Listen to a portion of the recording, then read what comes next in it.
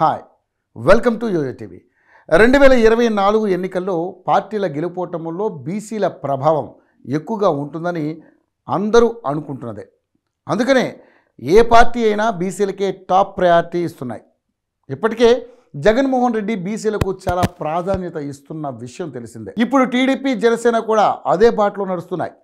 తాజాగా ప్రకటించిన 99 మంది మొదటి జాబితాలో ఉత్తరాంధ్ర విషయం తీసుకుందాం.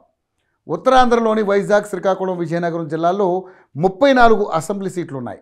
వీటిలో రెండు పార్టీలు కలిపి 17 సీట్లను ప్రకటించాయి. ఈ 17 సీట్లలో జనసేన 2 అభ్యర్థులను ప్రకటించగా మిగిలిన 15 చోట్ల టీడీపీ ప్రకటించింది. జనసేన ప్రకటించిన 2 సీట్లు నెల్లిమర్లలో లోకం మాధవి, అనకాపల్లిలో కొనతాళ రామకృష్ణలు, ఇద్దరూ బీసీలే. ఇక కొనతాళ అయితే గవర సామాజిక వర్గం. టీడీపీ ప్రకటించిన 17 మంది అభ్యర్థుల్లో 6 బీసీలే.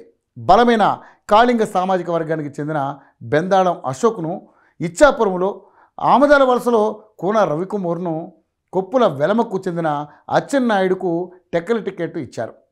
విజయనగరం టికెట్ కొండపల్లి శ్రీనివాస్, బొబ్బిలిలో బేబీ నయనకు కూడా దక్కింది. విశాఖ పశ్చిమ సీటును గవర సామాజిక వర్గానికి చెందిన గణబాబు, అలాగే నర్సీపట్నంలో కొప్పుల వెలమ అయిన చింతకాయల అయిన పాత్రుడు పోటీ చేయబోతున్నారు.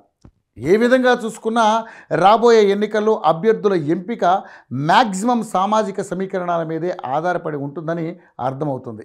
వైసీపీ, టీడీపీనే కాదు, ఏ పార్టీ గెలుపు రేసులో ఉండాలని అనుకున్న సామాజిక సమీకరణాల సమతూకాన్ని పాటించక వేరే దారి లేదు.